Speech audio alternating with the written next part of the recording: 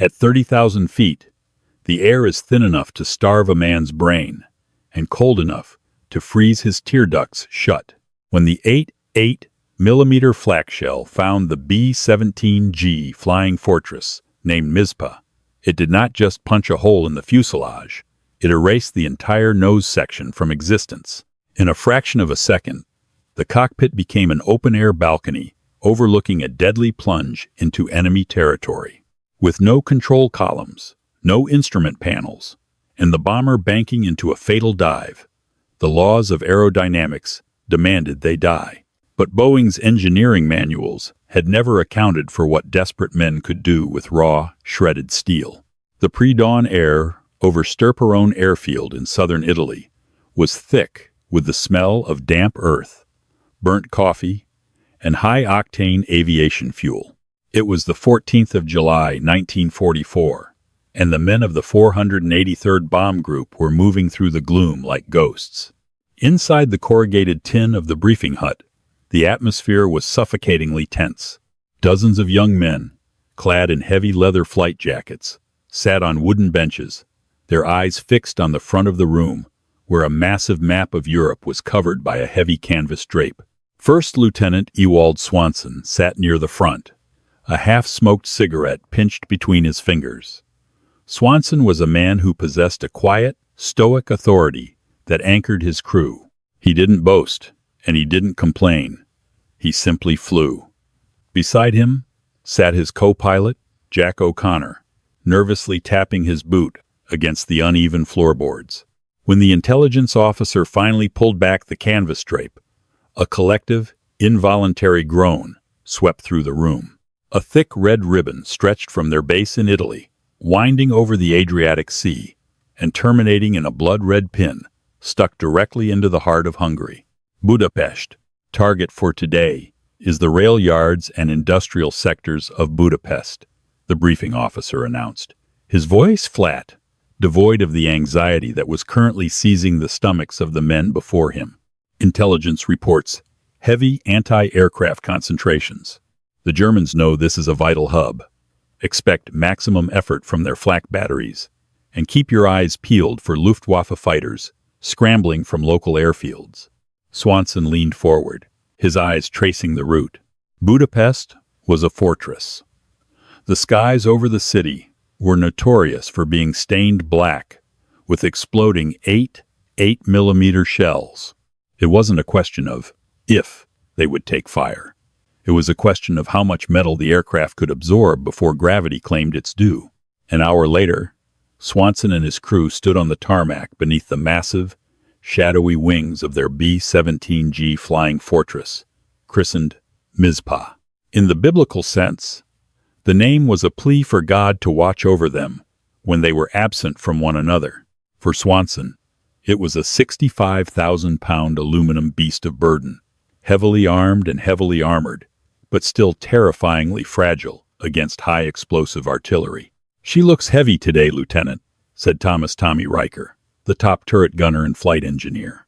Riker was currently wiping grease from his hands with an old rag, having just finished his pre-flight inspection of the four massive Wright R-182097 Cyclone engines. "She's loaded to the teeth, Tommy," Swanson replied, patting the cold aluminum skin of the fuselage. "Let's just hope she carries it well. Are the superchargers behaving?" "Ticking like a Swiss watch," Riker confirmed.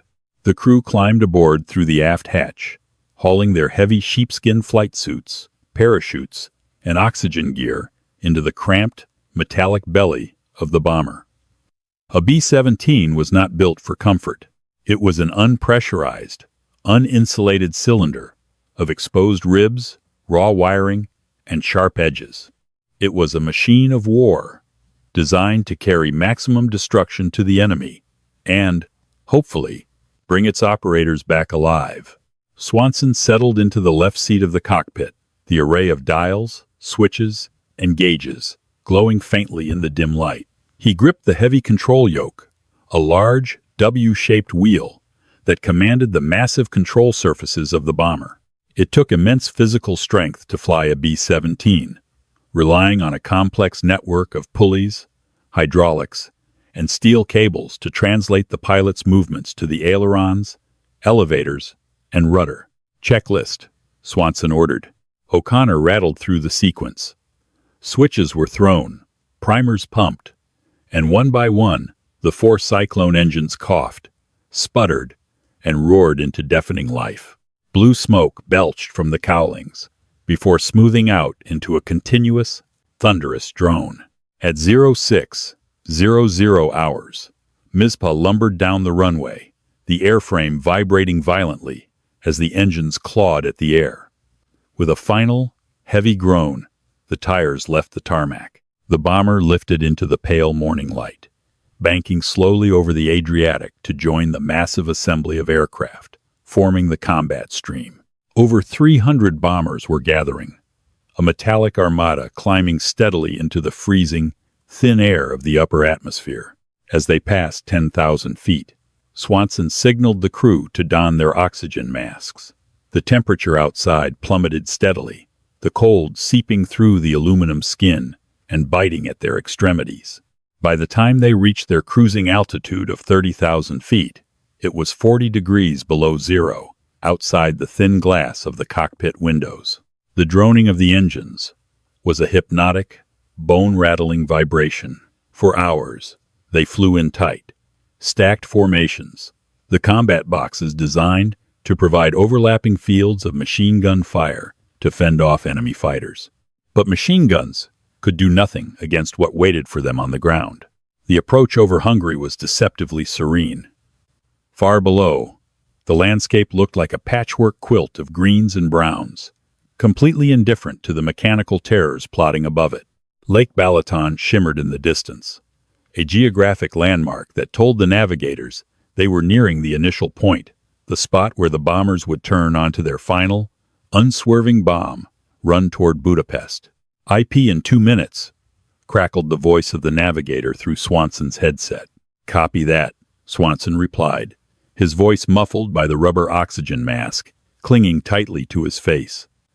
"All stations, check in. Keep your eyes open." The roll call came back crisp and professional, but there was a sharp edge of adrenaline in every man's voice. The waist gunners, Bill Henderson and Charlie Miller, were scanning the skies for the telltale specks of German Messerschmitts, but the horizon remained clear of fighters. The Germans were letting the ground batteries handle the vanguard. "Flak ahead, Lieutenant," O'Connor said, pointing through the plexiglass windscreen. Swanson saw it. Directly in their flight path, the sky was erupting. It didn't look like clouds. It looked like violent, black bruises instantly appearing in the thin blue air. The German 8mm anti-aircraft batteries were terrifyingly accurate, radar-guided, and currently filling the airspace over Budapest with a storm of jagged, hot steel. "Hold her steady," Swanson muttered, mostly to himself, his hands gripping the yoke until his knuckles turned white beneath his leather gloves. Once the bomber committed to the final run, evasive action was impossible. The plane had to remain perfectly straight and level for the bombardier to calibrate the Norden bomb sight. For the next 5 minutes, the men inside Mizpah were nothing more than targets moving down a predetermined bowling alley. The first concussions hit them a minute later. It wasn't just noise, it was physical violence. The heavy bomber was suddenly tossed upward, then slammed downward, riding the invisible shock waves of exploding ordnance. The sound was a sharp, terrifying crack, followed by the distinct sound of shrapnel rattling against the aluminum hull like a handful of gravel thrown against a tin roof. The smell of burnt cordite began to infiltrate the cabin, bypassing the oxygen masks and stinging their nostrils. "Left wing, 50 yards!" O'Connor yelled as a burst of black smoke materialized right outside his window, momentarily blotting out the sun. Swanson fought the yoke, using all his upper body strength to keep the massive bomber from banking out of the formation. If they drifted out of the box, they would disrupt the entire group and risk mid-air collisions. "We're sitting ducks," Swanson thought, a cold sweat breaking out on his neck despite the freezing temperature. "Just drop the payload and let's get the hell out of here." Then, the world ended. There was no warning, no whistling approach, and no time to react. An 88mm flak shell, timed perfectly by a German gun crew thousands of feet below, did not explode near the bomber. It intercepted Mizpah directly on the chin. The shell struck the plexiglass nose of the B-17 and detonated instantaneously. The explosion was catastrophic. In a fraction of a millisecond, the entire nose section of the bomber, the compartment housing the bomb site, the navigator, and the bombardier was entirely obliterated. Thousands of pounds of aluminum, glass, instrumentation, and wiring were instantly vaporized in a blinding flash of orange fire and black smoke. But the destruction didn't stop there. The shockwave and shrapnel tore upward, shredding the floorboards of the flight deck and completely annihilating the front half of the cockpit. The main instrument panel, containing every vital dial, gauge, and gyroscope, simply ceased to exist, blown out into the frozen sky. Swanson was thrown violently back against his armored seat, his head slamming against the headrest. The noise was no longer a mechanical drone or an explosion. It was an absolute, deafening roar of a 200-mile-per-hour hurricane rushing directly into the gaping, jagged hole where the front of his airplane used to be. He opened his eyes, blinking through the sudden, blinding sunlight. Where there should have been an instrument panel, plexiglass, and the reassuring sight of his co-pilot, there was only empty space and a sheer drop to the ground, 30,000 feet below. The nose was gone. The wind was a physical wall, tearing at his oxygen mask, threatening to rip it from his face. The temperature plunged immediately, the -40-degree air flash freezing the sweat on his skin. He instinctively grabbed the control yoke to steady the violently bucking aircraft. He pulled back hard. Nothing happened. The heavy steel column, normally rigid with hydraulic and mechanical tension, moved backward with the limp ease of a broken toy. The chain and sprocket mechanism behind the dashboard had been completely severed by the blast. Mizpah was missing its nose, missing its instruments, and entirely disconnected from its pilot's hands. And heavily, inevitably, the noseless bomber began to pitch forward into a steep, fatal dive. Gravity is an impatient master. Stripped of its aerodynamic profile and driven by the sheer weight of its massive engines, the Mizpah shuddered violently as its center of mass shifted. The nose dropped, pointing the jagged, sparking rim of the severed cockpit directly toward the Hungarian soil far below. Swanson was pinned to his seat by the sudden, terrifying shift in G-forces. The wind screamed through the open fuselage with the fury of a banshee, tearing loose papers, maps, and debris, sucking them out into the abyss. He looked to his right. O'Connor was slumped forward, stunned by the blast, blood streaming from a gash on his forehead, but miraculously still strapped in. "Jack!" Swanson screamed, though the word was instantly swallowed by the roar of the slipstream. He reached over, grabbing his co-pilot by the shoulder and shaking him violently. O'Connor's eyes snapped open, widening in absolute horror as he stared out over the precipice that ended just inches past his boots. Swanson yanked his control yoke again. Dead. He slammed his foot on the rudder pedals. Dead. The mechanical linkages that ran beneath the floorboards had been completely severed when the 88mm shell vaporized the front bulkheads. The B-17 was essentially a 65,000-pound coffin in freefall. But Swanson refused to die. His mind, operating on pure, distilled adrenaline, raced through the mechanical anatomy of the Boeing bomber. The B-17 was a marvel of redundancy. While the linkages in the cockpit were gone, the actual control surfaces, the elevators on the tail, the rudder, the ailerons on the wings were still intact. The aircraft was not breaking apart. The wings were holding rigid against the dive.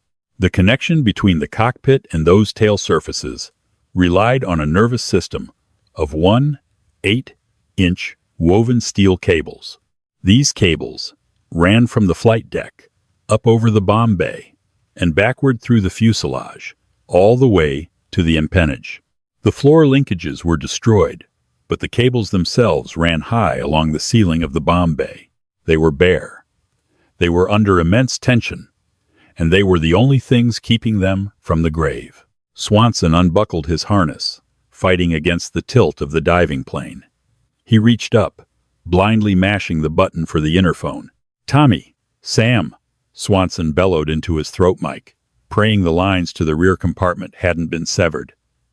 "Get to the bomb bay! The controls are gone! Get to the cables! Now!" There was a second of static. Then the voice of Tommy Riker cracked through the headset, panicked but loud. "Lieutenant? What cables?" "The control cables over the catwalk. We're in a dive. You have to pull the elevator cables manually. Pull them back. Do it now." In the cramped fuselage behind the bomb bay, Riker and the radio operator, Sam Goldstein, didn't hesitate. The deck beneath them was tilting at a terrifying angle, the centrifugal force trying to throw them against the forward bulkhead. Riker threw open the narrow door leading to the bomb bay. The space was a wind tunnel. The blast from the missing nose was forcing a hurricane through the narrow compartment, screaming through the gaps in the closed bomb bay doors. The only way across was a 9-inch wide aluminum catwalk, suspended over the payload. "Follow me," Riker yelled to Goldstein, clipping his parachute harness to the static line. The two men crawled onto the catwalk, the wind tearing at their heavy jackets. Above them, bolted to the ceiling ribs of the bomber, ran dozens of taut steel cables, looking like the strings of a massive, metallic instrument. "Which ones?" Goldstein screamed, struggling to breathe as the freezing air battered his face. "The thick ones in the center. Elevators," Riker shouted back. He knew the schematics. He knew that pulling the cables toward the rear of the plane would angle the tail elevators upward, forcing the nose of the plane up. But these cables were not designed to be operated by human hands. They were designed to be moved by massive mechanical leverage, fighting against the extreme aerodynamic pressure of air rushing over the tail at 200 miles per hour. "Grab 'em," Riker commanded. Both men reached up. Through their thick leather flight gloves, they gripped the raw, 1/8-inch braided steel. The metal was freezing cold and rigid as rebar. "Pull on 3," Riker screamed over the roar of the wind. "1, 2, 3. Riker and Goldstein threw their entire body weight backward, planting their heavy boots on the narrow, slippery catwalk, their muscles screaming in instant, agonizing protest. It felt like trying to physically drag a concrete block across rough asphalt. The steel cable bit fiercely into the leather of their gloves, threatening to crush their fingers against the raw tension. For a terrifying second, nothing happened. The bomber continued its plunging dive toward the Earth. The G-forces were multiplying, making the men feel twice their normal weight. "Pull!" Riker roared, veins bulging in his neck, his boot slipping an inch on the aluminum grate. Goldstein gritted his teeth, letting out a primal scream as he hauled back on the steel line with every ounce of strength in his back and shoulders. Up in the ruined cockpit, Swanson braced himself against the bulkhead, staring down at the rapidly expanding green Earth. Then, an agonizingly slow shudder rippled through the massive airframe of the Mizpah. The structural ribs groaned in deep, metallic distress. Slowly, impossibly, the nose of the heavy bomber began to lift. The violent dive shallowed out. The relentless pressure pinning Swanson to the bulkhead eased. He watched the horizon line visible through the gaping void, where his windshield used to be, drop from the top of his vision back down to the center. The Mizpah leveled out. 30 feet behind him, hanging suspended over the bomb bay doors, two men were holding thousands of pounds of aerodynamic pressure in their bare, bleeding hands.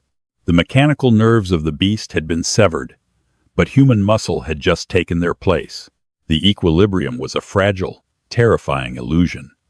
Mizpah was flying level, but she was entirely undone. The wind roaring through the obliterated nose section was a constant, deafening physical assault.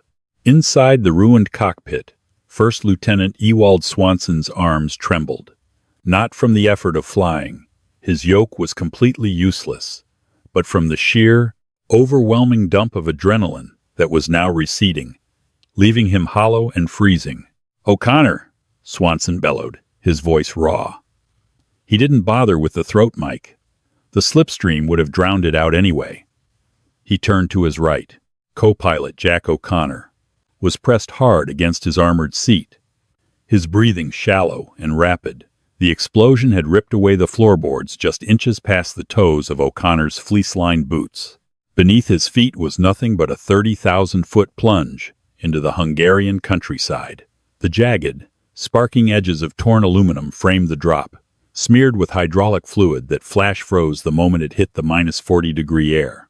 "I'm here, Ewald! I'm here!" O'Connor shouted back, his face pale behind his rubber oxygen mask. "The controls are completely dead," Swanson yelled, pointing to the limp control column. "The only thing keeping us in the air is Tommy and Sam on the cables in the bomb bay, but we're dropping out of the formation." Swanson looked up through the shattered plexiglass canopy. The combat box, the massive, protective armada of B-17s, was steadily pulling away, a silver school of fish, leaving a wounded comrade behind. To fall out of formation, over enemy territory, was widely considered a death sentence. Without the overlapping fields of machine gun fire from the other bombers, a lone, flying fortress was prime meat for the wolves of the Luftwaffe. But Swanson had a more immediate problem. They couldn't just fly straight forever. They had to turn, they had to descend, and eventually they had to land, and he had absolutely no mechanical way to do any of it. "Jack, listen to me." Swanson grabbed O'Connor's heavy leather sleeve. "I need you to get out of that seat, carefully. I need you to get back to the bomb bay and relay my orders to Tommy. The intercom is shot to hell. We have to set up a human chain. Tell them to hold that pitch." O'Connor looked down at the abyss waiting an inch from his boots, swallowed hard, and nodded. He unbuckled his harness, his hands shaking violently. Pressing his back flat against the rear bulkhead of the flight deck, he inched his way out of the co-pilot's chair, stepping carefully over the severed wiring and twisted metal that used to be the pedestal console. Back in the bomb bay, the situation was descending from agonizing into barbaric. Thomas "Tommy" Riker and Sam Goldstein were suspended over the narrow, 9-inch catwalk, their bodies contorted into shapes that human anatomy was never meant to sustain. They were gripping the raw, 1/8-inch braided steel cables that connected to the tail elevators. Every gust of wind, every change in aerodynamic pressure against the massive tail of the aircraft was transmitted directly into their hands, arms, and shoulders.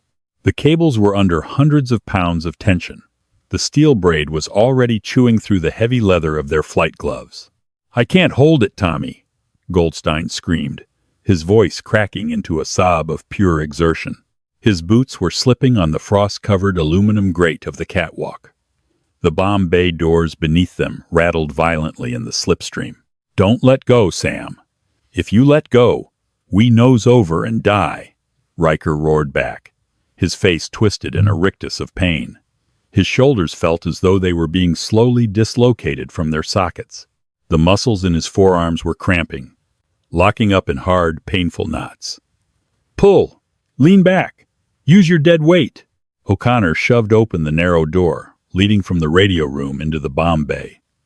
The hurricane of freezing wind hit him like a physical blow, nearly knocking him backward. He clipped his static line to the overhead rail and crawled out onto the catwalk, staring in disbelief at the two men. They looked like medieval prisoners stretched on a rack. "Hold her steady," O'Connor shouted over the roar of the engines. "Swanson says to hold the pitch. We're out of the formation. Tell Swanson. Tell him to fly the damn plane." Riker ground out between clenched teeth, his eyes squeezed shut against the stinging wind. "We can't hold this for 1,000 miles. He is flying it," O'Connor yelled. "But you guys are his elevator. He's going to steer with the throttles." Up in the cockpit, Swanson had realized the only way to turn the massive, lumbering beast was through differential thrust. He reached up to the overhead console, where the 4 throttle levers for the massive Wright Cyclone engines were located. By advancing the throttles on the left wing, and pulling back the throttles on the right wing. The uneven thrust would slowly drag the heavy bomber into a wide, agonizingly slow right bank. It was a clumsy, imprecise method of flying, like trying to steer a runaway train by dragging your feet. But it was all he had. Swanson carefully nudged the number 1 and 2 throttles forward. The engines roared, a deep, resonant vibration that shook the entire airframe. The left wing dipped slightly, and the nose began to yaw toward the southwest, toward the Adriatic Sea, toward the distant promise of Italy.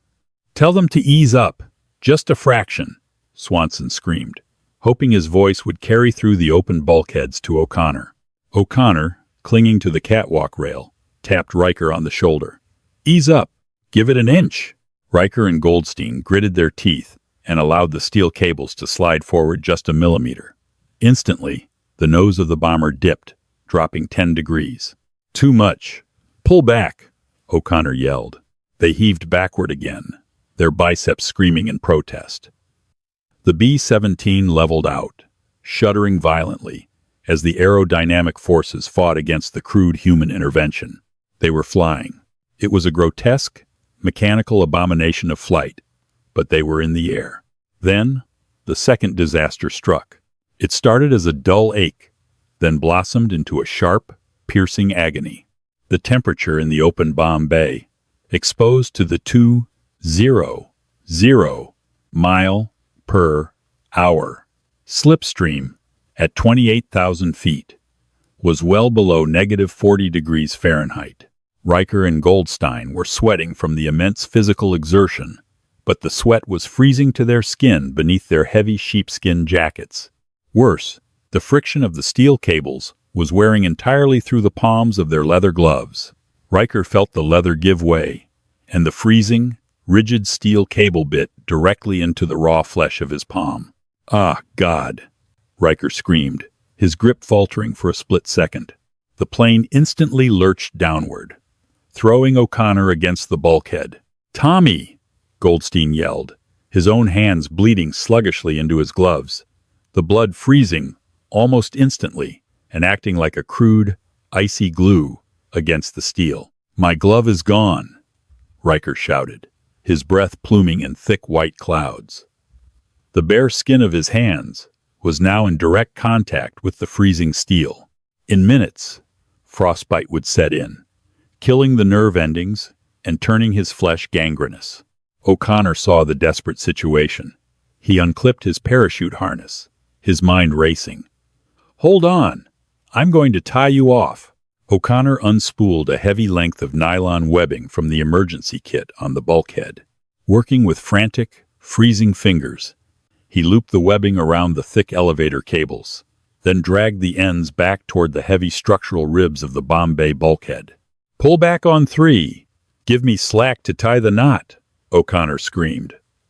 1, 2, 3. Riker and Goldstein screamed in unison, hauling the heavy cables back with the last reserves of their strength. O'Connor threw his weight onto the webbing, pulling it taut against the bulkhead, and wrapped it in a hasty, desperate, half-hitch knot. "Let go!" O'Connor yelled. Riker and Goldstein released the cables, collapsing backward onto the narrow catwalk, their chests heaving, their arms hanging uselessly at their sides. The nylon webbing groaned under the immense tension.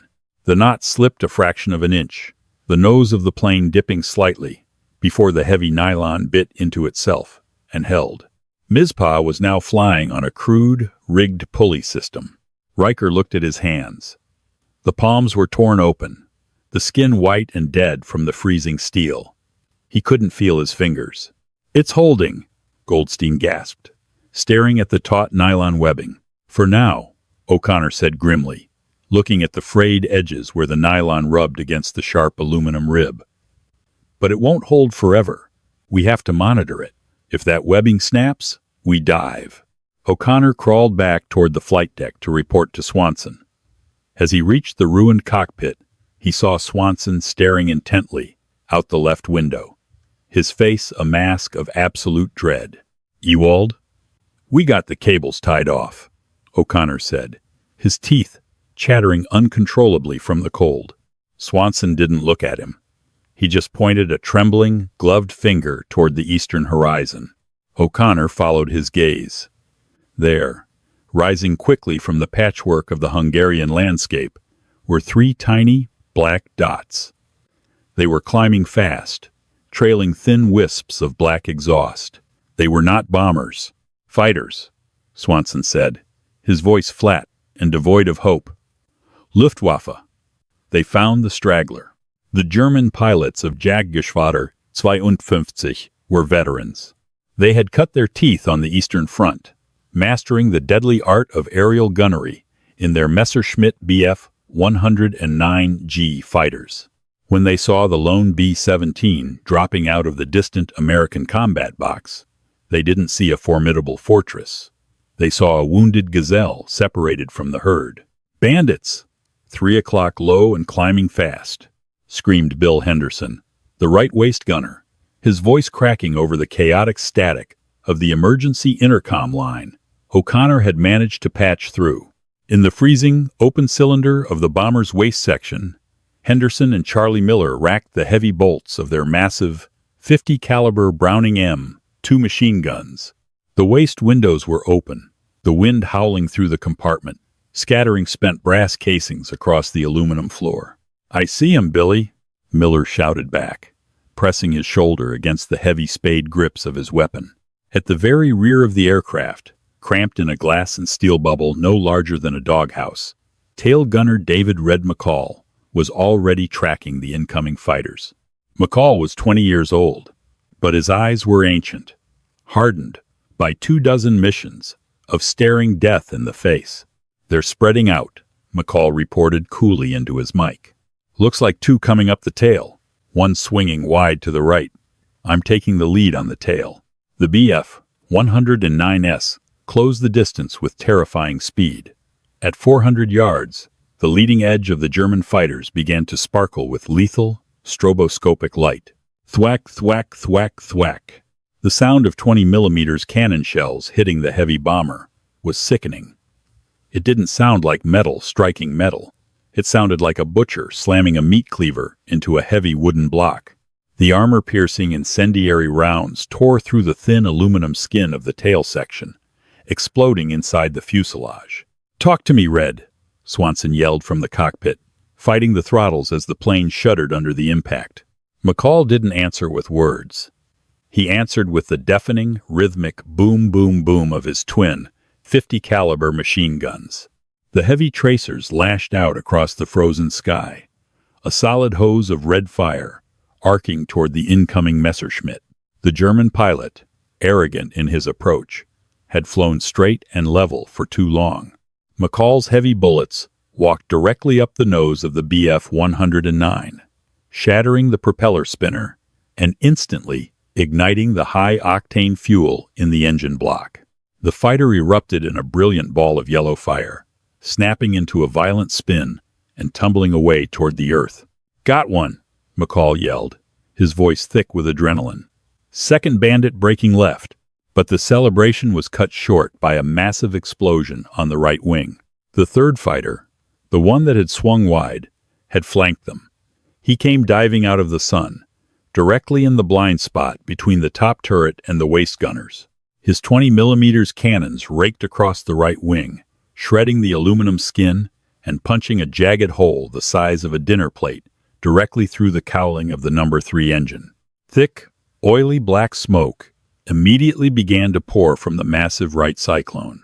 "Engine 3 is hit. Oil pressure is dropping to 0, O'Connor yelled, reading the few engine gauges that had survived the nose blast. "Feather it. Shut it down before it catches fire," Swanson ordered. O'Connor reached up and hit the feathering button, changing the pitch of the propeller blades so they sliced straight into the wind, stopping the engine from tearing itself apart. He chopped the throttle and cut the fuel mixture. The roaring beast on the right wing sputtered, coughed, and died, the massive propeller blades grinding to a halt. Losing an engine on a healthy B-17 was dangerous. Losing an engine on a B-17 that was being flown by a rigged nylon rope and differential throttle was catastrophic, with the right side of the aircraft suddenly producing half its normal thrust. The Mizpah violently yawed to the right. The heavy bomber banked sharply, the damaged wing dipping dangerously toward a fatal spiral. "The webbing is slipping," Riker screamed from the bomb bay. The sudden shift in aerodynamics was putting an impossible strain on the hasty knot O'Connor had tied. The heavy nylon strap was smoking slightly from the intense friction against the aluminum rib. "Pull the left throttles. Give me more power on the left," Swanson roared, his arms wrapping entirely around the useless control column in a desperate, instinctive attempt to force the plane level. He jammed the throttles for engines 1 and 2 all the way forward to the firewall. The 2 remaining engines on the left wing screamed, pushing beyond their redline limits, vibrating so violently that the rivets in the wing roots began to pop like miniature gunshots. Slowly, agonizingly, the uneven thrust dragged the heavy bomber out of the death spiral. But they were losing altitude. Without the power of the third engine, they couldn't maintain 30,000 feet. They were slowly sinking into the denser air, making them an even easier target. "Bandit coming around for a head-on pass," O'Connor shouted, pointing through the gaping hole where the nose used to be. The surviving Messerschmitt had circled far ahead of them and flipped over. The German pilot knew the B-17's deadliest defenses were in the rear and the belly. The standard tactic was to attack head-on, aiming for the cockpit. Normally, the B-17's chin turret 2, 50 caliber machine guns, operated by the bombardier, would return a devastating wall of fire against a head-on attacker. But Mizpah had no chin turret. It had no bombardier. It had no nose. Swanson and O'Connor were sitting completely exposed to the open air. There was no plexiglass, no armor plating, nothing between them and the 8 machine guns and cannons mounted on the incoming German fighter. "Brace!" Swanson screamed, ducking his head behind the meager protection of the heavy instrument pedestal. The Messerschmitt was a tiny speck that grew into a terrifying, gray blur in less than 3 seconds. The leading edges of its wings lit up with a continuous, strobing flash of cannon fire. Swanson watched the tracer rounds coming directly at his face. They looked like glowing golf balls, moving slowly at first, then accelerating into a blinding blur of light. Crack, crack, crack, boom. Cannon shells tore through the open front of the aircraft, ricocheting off the heavy steel of the top turret pedestal directly behind Swanson's head. Shrapnel sprayed across the flight deck, tearing through O'Connor's heavy leather jacket and burying itself in his shoulder. O'Connor grunted heavily, slumping forward against his harness, his hand clutching his bleeding shoulder. "Jack!" Swanson yelled. But the German pilot had made a fatal miscalculation. In his eagerness to pour fire into the exposed cockpit of the crippled bomber, he had held his dive a fraction of a second too long. He pulled up to avoid ramming the bomber, but the belly of his Messerschmitt passed less than 10 feet over the top of the B-17. Thomas Riker, whose hands were torn and bleeding, had crawled out of the bomb bay and climbed into the top turret during the head-on pass. His bloody hands smeared the control grips. As the German fighter passed directly overhead, filling the entire plexiglass dome of the turret, Riker squeezed the triggers. The twin 50 calibers roared, point blank. The heavy armor-piercing rounds ripped directly through the belly of the Messerschmitt, shredding the pilot's seat and the fuel tanks behind it. The German fighter didn't even catch fire. It simply folded in half under the immense kinetic impact of the heavy machine guns, breaking into 2 distinct pieces that tumbled wildly over the tail of the Mizpah, narrowly missing the vertical stabilizer. Silence descended on the bomber, save for the howling wind and the deafening, unbalanced roar of the 3 surviving engines. Swanson slowly sat up, checking himself for holes. He was miraculously untouched. He looked over at O'Connor. "Jack? How bad is it?" O'Connor peeled his hand away from his shoulder. The thick fleece lining of his jacket was soaked in dark blood, but his eyes were clear. "It missed the bone. Just meat. I'm okay." "Riker!" Swanson yelled into the intercom, hoping the connection to the top turret was still active. "Did you get him?" "He's gone," Ewald. Riker's voice came back. exhausted and trembling. They're all gone. Sky is clear. Swanson leaned back against his armored seat, exhaling a long, shuddering breath. They had survived the flak. They had survived the catastrophic structural failure. They had survived the wolves of the Luftwaffe. But as he looked out at the horizon, the sheer, crushing weight of reality settled over him. They were still over enemy territory. They were flying on 3 engines. The control cables were held together by a fraying nylon strap and a bloody knot. They were losing altitude. The temperature was 40 below zero, and the jagged, open maw of the nose was threatening to tear the rest of the fuselage apart with aerodynamic drag. Italy was still 400 miles away, and the Alps stood directly in their path. The Mizpah was no longer a heavy bomber. She was a mortally wounded animal, dragging herself toward a distant sanctuary. The 3 surviving Wright Cyclone engines hammered out a deafening, asymmetrical rhythm. With the number 3 engine feathered and dead, the aircraft continuously pulled to the right, forcing First Lieutenant Ewald Swanson to maintain a permanent, exhausting imbalance on the throttles, just to fly straight. But flying straight was no longer enough. Ahead of them, rising through a thick, gray underbelly of clouds, were the jagged, unforgiving teeth of the Dinaric Alps. Swanson wiped a layer of frost from his eyebrows. The ambient temperature inside the exposed flight deck was hovering at negative 30 degrees Fahrenheit, and the relentless 180 mile-per-hour wind was systematically freezing the men to their core. He checked the altimeter, one of the few gauges that hadn't been sucked out into the slipstream, 18,000 feet, and they were dropping. The immense aerodynamic drag created by the gaping, jagged hole where the nose used to be was acting like a massive parachute. Combined with the loss of 25% of their engine power, the B-17 simply could not maintain the altitude required to clear the mountain range ahead. The peaks demanded a minimum clearance of 20,000 feet. "Jack," Swanson yelled, his voice hoarse. "We're too heavy. We are not going to clear those peaks at this glide slope." Co-pilot Jack O'Connor, nursing a bleeding shoulder wrapped tightly in a crude field dressing, peered through the shattered windshield. The gray granite walls of the Alps were expanding rapidly in their field of vision. "We need to shed weight," O'Connor shouted back. "Everything that isn't bolted to the primary structure has to go. Right now." Swanson reached up and toggled the emergency alarm bell, a harsh, ringing klaxon that echoed through the freezing fuselage, signaling the crew to prepare for an emergency. "All stations, this is Swanson," he yelled into the throat mic, hoping the patched intercom line would hold. "We are overweight and losing altitude. Strip the ship. Toss everything. Guns, ammo, armor. If it doesn't keep us in the air, throw it out the damn door." In the rear of the aircraft, the crew didn't hesitate.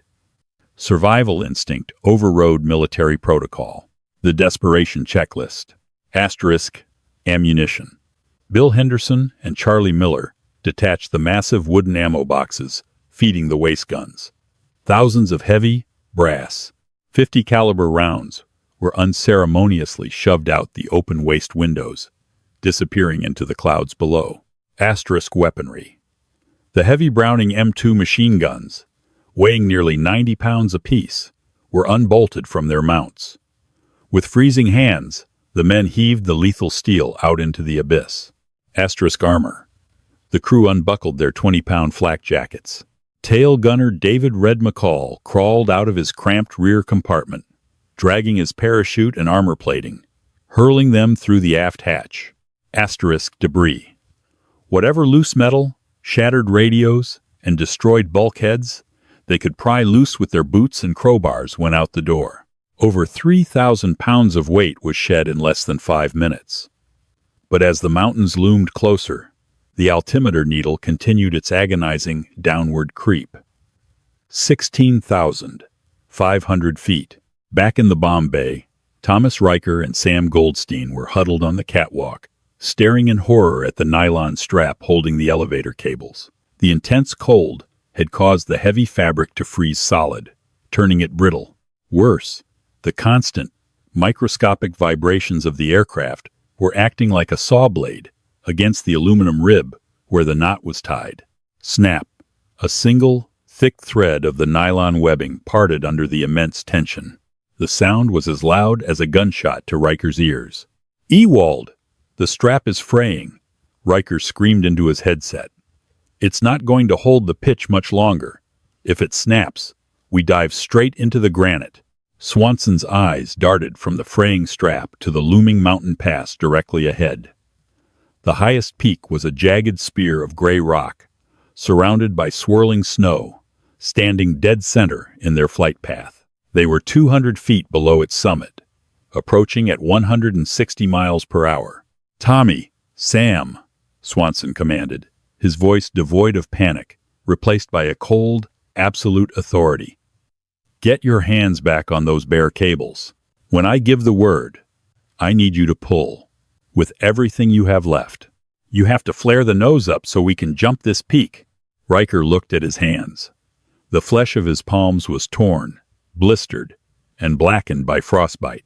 Goldstein was shivering so violently he could barely stand. But there was no alternative. They gripped the freezing 1/8-inch braided steel once more, their blood smearing against the frost. "Ready," Riker gasped. The gray wall of the mountain filled the entire front opening of the cockpit. Swanson could see the individual cracks in the stone. He waited until the last possible fraction of a second, letting the ground effect of the approaching slope give them a tiny cushion of upward air. "Pull!"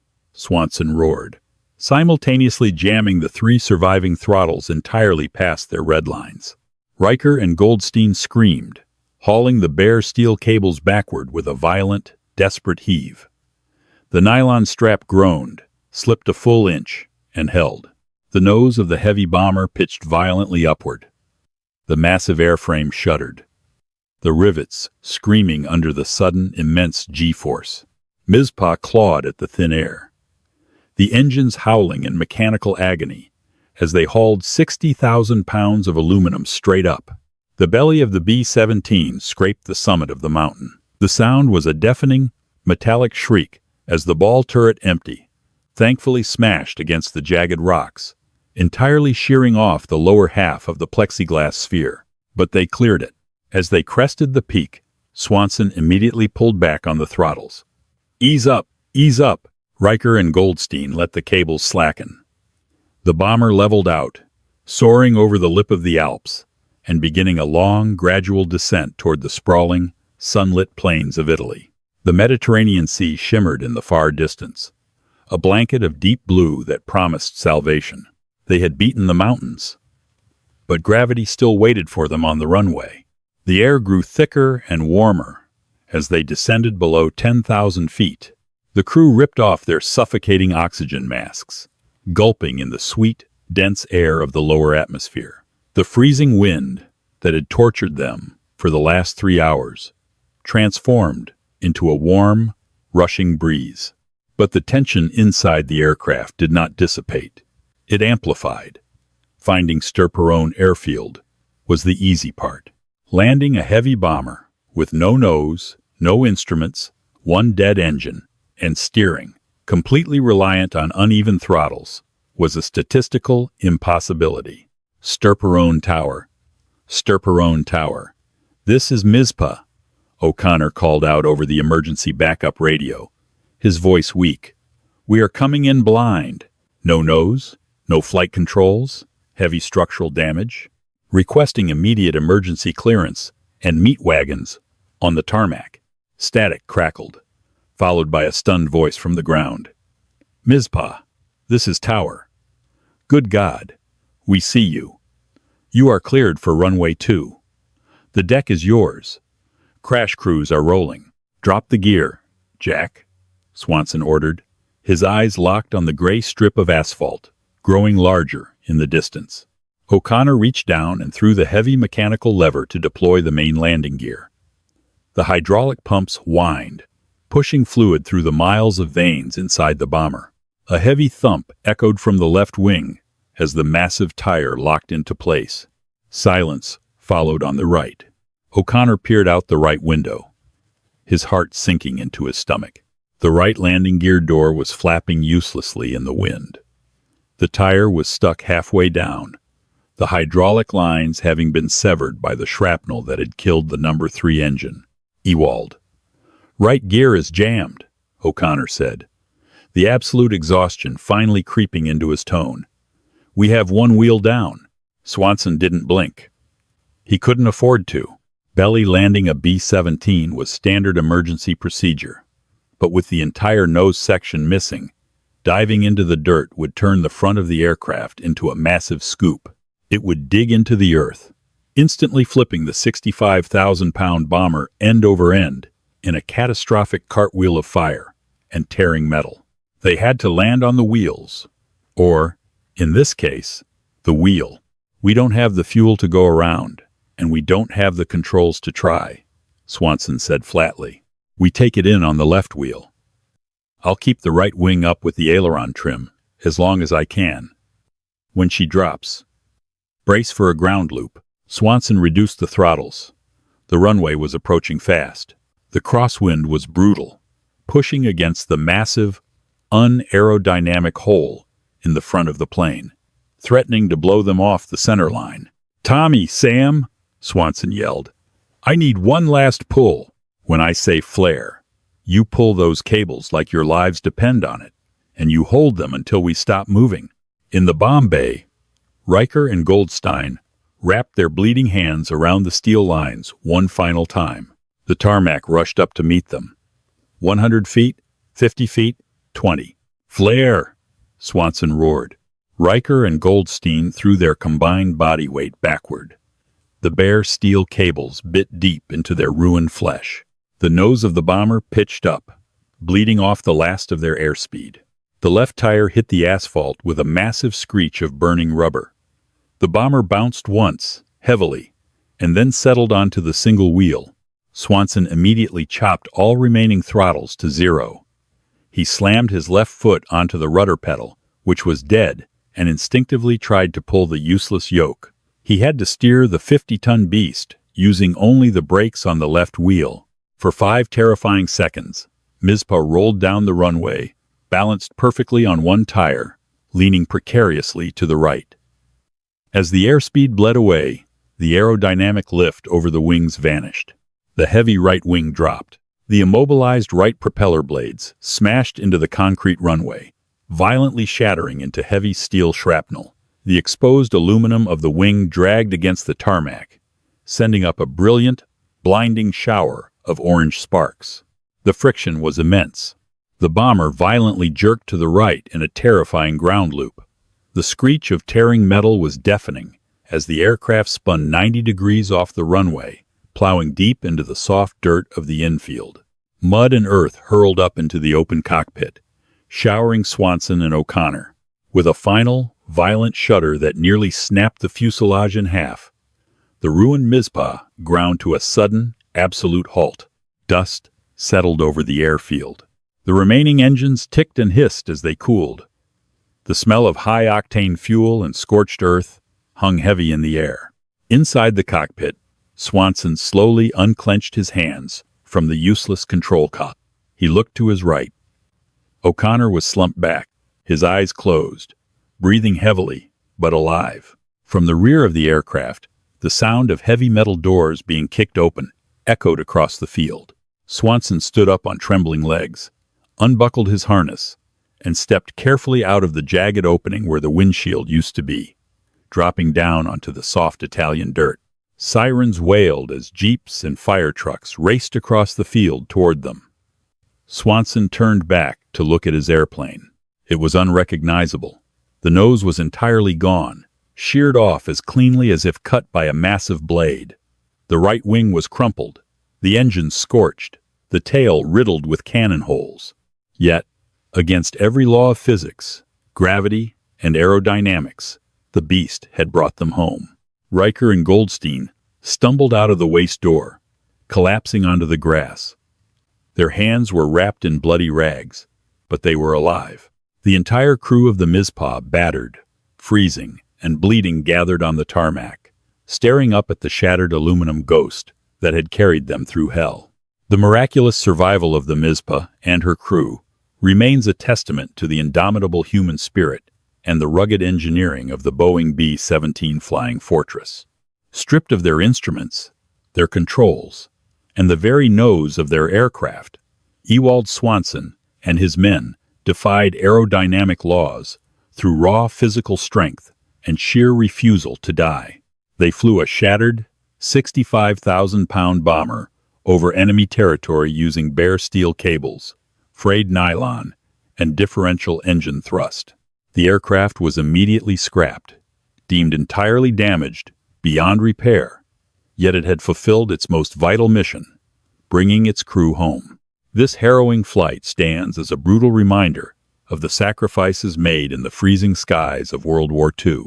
It proves that when the cold steel of machinery fails, the blood, grit, and brotherhood of desperate men can bridge the gap between certain death and survival.